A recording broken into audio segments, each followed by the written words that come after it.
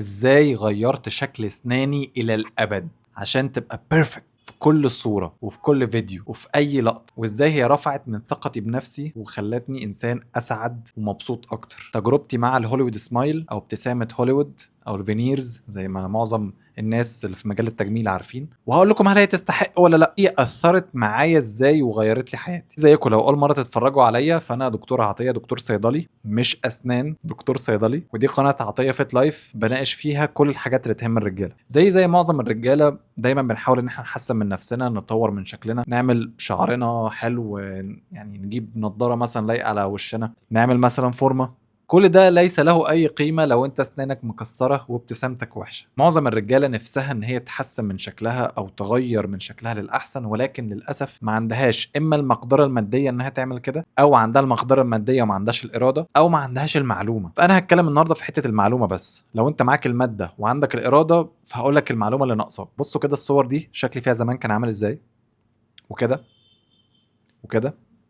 سناني زمان كان شكلها شبه واحد مدخن بقاله 20 سنة وبيشرب معسل، مع ان انا عمري ما دخنت يعني ولا سجاير ولا الكلام ده الحمد لله. بس لما تيجي تشوف يعني انا كشاب بالذات في فترة المدرسة بقى، احنا بنقعد نتنمر على بعض في المدرسة كتير، شكلي ما كانش عاجبني. سناني كانت مبوظه لي شكلي، مفيش تناسق. لو انت لابس لبس حلو قوي، شعرك حلو، دقنك مظبوطه، بشرتك نظيفه، ستايلك وانت راجل دكتور بقى ومهندم وكلك يعني مفهوميه كده، والناس بقى بتقول لك يا دكتور وبتاع، بس تلاقي ان انت اسنانك شكلها بايظ، بتديك كده البروك فايب ان انت يعني راجل معكش فلوس، او انت على قدك، او انت اسنانك مكسره. يا ريس طب اعمل ايه؟ اغير شكل اسناني ازاي؟ والله رحت للدكتور السنان. يا اخي الدنتست بعد اذنك غير لي شكل اسناني. قال لي انت عندك يا ريس حل من ثلاثه. اول حل انك تعمل تقويم، بس انا في حالتي لو عملت تقويم يعني لزقت السنان. انا مشكلتي كانت ان فروقات سناني فيها فروقات كبيره، فانا عايز الفروقات دي تتملى، يعني عايز سناني يبقى ضحكتي مظبوطه. فاعمل ايه؟ والله قال لي ممكن تعمل تقويم، وده اللونج بروسيس، والناس اللي عملت تقويم عارفه المعاناه بتاعته عامله ازاي. تقعد تلزق السنان في بعضها على مدار شهور سنين على حسب حجم الفراغات اللي بين سنانك. بعد كده تشوف لو في برعم للسنه في اللثه بينزل،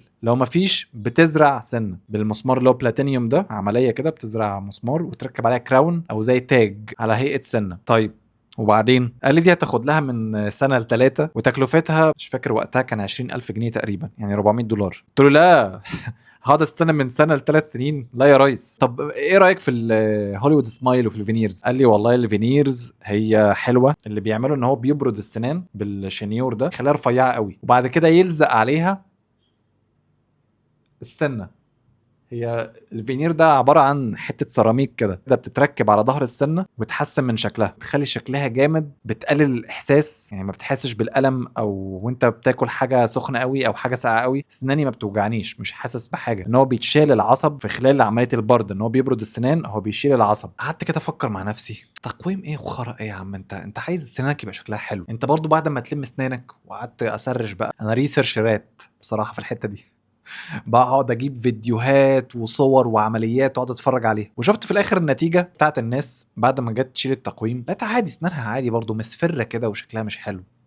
انا يا باشا انا راجل سبيشال، انا راجل بحب ابقى بيرفكت، وبحب لما اجي احل مشكله احلها من الجذور الى الابد. قلت انا هعمل ايه؟ ودي يا ريس في الفينيرز في الهوليوود سمايل. جيت اسرش عليها لقيتها بتتعمل في يومين ثلاثه، نفس التكلفه بتاعه التقويم بالظبط، مريحه جدا للدكتور ومربحه جدا بالنسبه له، وبروسيس اسهل بكتير قوي، وما فيهاش وجع وما فيهاش الم. رحت للدكتور، يا اخي الدنتست تاني، اعمل لي فينيرز بعد اذنك. قال لي بلاش، وهتبرد من الاسنان، وانت كده اسنانك هتبقى شبه الزومبي، وهتفضل طول حياتك ماشي بالفينيرز. قلت له ليه شبه الزومبي ليه؟ قال لي ما هو لازم ببرد السنان. قلت له طب وانا همشي بيها كده؟ قال لي لا طبعا، ما انا هركب لك بقى الفينيرز اللي هي حته السيراميكا اللي هي دي، ودي بقى اللي انت تبقى ماشي بيها وبتاكل بيها وبتبتسم بيها وبتعض وبتعمل كل حاجه بيها. قلت له طيب طب هل هي فيها مشكله؟ قال لي لا دي قويه جدا، اقوى من السنه العاديه. قلت له جميل. قال لي لونها بيبقى ثابت مدى الحياه. مدى الحياه؟ مدى الحياه؟ طب انا راجل مدمن كافيين وبشرب شاي وقهوه كتير. قال لي يا باشا اشرب زي ما انت عايز، سنانك هيفضل لونها ثابت. انا بالنسبه لي لما سمعت الكلام ده الصلاه على النبي، هو ده انا راجل اصلا، بص انا ابيض ازاي، يعني اصلا بشرتي بيضه جدا، قوقازي. يعني سناني لما كانت قلبة للاصفر قوي كانت مطلعه الفرق بين بشرتي وبين لون سناني كان كبير قوي. فكنت بتكسف دايما من ضحكتي، ومعظم الصور ابقى عامل كده اهو. هو بقى عامل كده ضحكه سخيفه كده. قلت له طب وايه كمان؟ قال لي بل ده انت هتختار لون سنانك، انت عايز انه درجه من درجات الابيض او انه درجه من درجات الابيض المصفر يلوش وايت، ولا انت عايزها نفس لون السنان العاديه خالص محدش ياخد باله منها؟ قلت يا باشا انا عايز اجمد حاجه، انا عايز الهوليوود سمايل البيرفكت، اعمل لي افشخ لون عندك، لون السنان البيضه اللي بتلمع تمام. عايز يكون متناسق مع لون بشرتي. قال لي سيب لي نفسك. يوم عمل لي برد للسنان، يوم تاني ركب لي فيه الفينيرز، يعني بيديك الاول شكل مبدئي، وبياخد طبعا العضه بتاعتك على شكل صلصال كده، بتقعد كده في صلصال، وبعدها بياخد لك مقاسات سنانك بقى بحيث ان هو يخلي لك الابتسامه.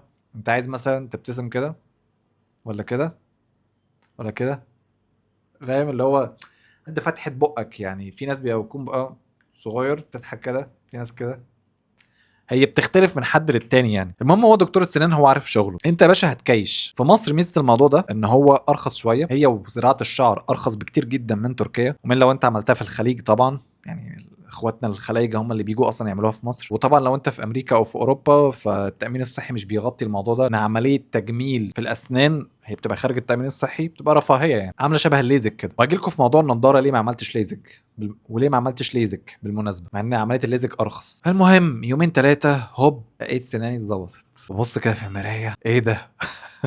دي سناني، ده شكلي. باجي اتصور صور حلوه قوي، بصوا كده الصور دي ودي ودي، بقيت مش مصدق نفسي. الانستجرام بتاعي بقى شكله حلو، ثقتي في نفسي والسيلف استيم عالت قوي. حليت ازمه ومعضله بالنسبه لي، فكره ان انا ابقى قاعد بالتقويم ده كارثه، غير ان انا نرد اساسا ودحيح بقعد اذاكر كتير ولابس نظاره كمان، ابقى ماشي كده التقويم، فاهم؟ شكلي هيبقى خرا قوي، ما ينفعش ان انا البس تقويم. وقد كان قررت ان انا اعمل فينيرز، وبصراحه كان افضل قرار اخدته في حياتي ان انا عملت الفينيرز. وانصح اي حد مش واثق في نفسه او ابتسامته شكلها وحش او حاسس ان هي نوت ورثت، لا يا باشا هي ورثت. انا صراحه عملت اسناني من حوالي 4 او 5 سنين، تعمل السنه ب 2000 جنيه. انت مش لازم تعمل سنانك كلها، ممكن تعمل يعني مثلا الصف اللي فوق بس، ممكن تعمل الصف اللي فوق والصف اللي تحت. مش لازم تعمل في الدروس كده كده ما بتبانش، انت ابتسامتك مش مفتوحه انت مش الجوكر يعني، فاهم؟ الموضوع سهل، بس هيفرق معاك قوي قوي قوي. شبه الناس بالظبط اللي بتبقى كارهه شكلها بنضاره وبتعمل ليزك، او الناس مثلا اللي عندها تساقط شعر تاخد ادويه لعلاج الشعر، او تركب باروكه، او تعمل زراعه شعر. وجهك لازم تهتم بيه، ولازم يعني يمثلك بالطريقه اللي تعجبك. الطب يا جماعه اتطور، انا مع بقى فكره التجميل اللي تخليك احلى وفعلا تحسن من جوده حياتك ومن ثقتك بنفسك. بالنسبه للستات الموضوع بيكون مختلف شويه واكستريم شويه، يعني مثلا في بعض السيدات بتعمل سنانها وتعمل بوتوكس وتعمل فيلر وتعمل مش عارف حقن هنا، ويعني في رجاله بتعمل حقن برضو في تكساس اللي هي الفك، فاهم؟ عشان يبقى عامله كده،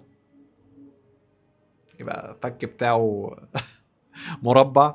في ناس تانية بتعمل غمازة الدقن ان هي تقسم الحتة دي كده. بس طبعا يعني الحاجات دي اكستريم شوية، يعني انت برضو you need to look human، فاهم؟ برضو ما تختارش درجة البياض الاوفر قوي، مش زي كده لو انت بشرتك مش فاتحه قوي. انا اظن انا باين يعني بشرتي فاتحه ازاي، فهتبقى عامل شبه لعيبه الكوره والممثلين اللي هو اسمراني وضحكته بتلمع قوي باين ان هي فيك. خليك برضو معتدل، وجرب كده ايه، واستشير دكتور السنان بتاعك بما انه كده كده هيقبض، فاقول له بقى يطلعك باحسن شكل انت نفسك فيه. ما انت يا باشا انا كده كده هدفع لك، فعلى الاقل بقى اديني النتيجه اللي انا نفسي فيها، ما تتسرعش. واهم حاجه ان انت تعملها عند دكتور سنان مش شرط مشهور بس يكون شاطر. انا عملتها عند دكتور سنان يعني صديق ليا، اهم حاجه يكون دكتور شاطر. هي عمليه سهله وبسيطه وما بتاخدش وقت. انصح معظم الرجاله والستات كمان ان هم يعملوها لو حاسين ان هو اسنانهم وحشه او ابتسامتهم مضايقاهم. ودي مش دعوه ان احنا يعني نغير في خلق الله ولا حاجه، بس ان انت تكون مستمتع بشكلك، تبص لنفسك في المرايه وانت مش مكسوف، تضحك وانت مش زعلان ان ده شكلك، فاهم؟